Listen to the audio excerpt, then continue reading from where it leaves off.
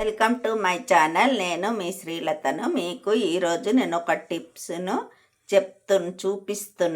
చెప్తున్నాను. ఈ అరటిపండు ఉంటుంది కదా, ఈ అరటిపండు ఖరాబ్ అయిపోయినాయి ఉంటాయి, కొద్దిగా పండు అయిపోతుంది కదా, పండు అయిపోయినాయి అని పారేయకుండా మనము కొద్దిగా అక్కడ తీసుకొని ఇలా అరటి పండును పిసుకోవాలి. మంచి గట్టిగా దీంతో స్మాష్ చేసేసి తర్వాత ఇందులో నేను కొద్దిగా పాలు పోసుకున్నాను. పాలు పోసుకున్న తర్వాత గంధము కూడా ఇందులో కలుపుకొని మనము ముఖానికి పెట్టుకుంటే చాలా స్మూత్గా చాలా బాగుంటుంది. పిల్లలు కానీ పెద్దవాళ్ళు కానీ ఎవరైనా పెట్టుకోవచ్చు. ఏమన్నా మచ్చలు కానీ ఏదన్నా ఉందంటే అలా రెగ్యులర్గా మీరు చేశారనుకోండి, ఒక వారం 10 రోజులలో మీకే తెలుస్తుంది మీ ముఖం అన్నది ఎంత స్మూత్గా అవుతుందో. ఈ టిప్స్ను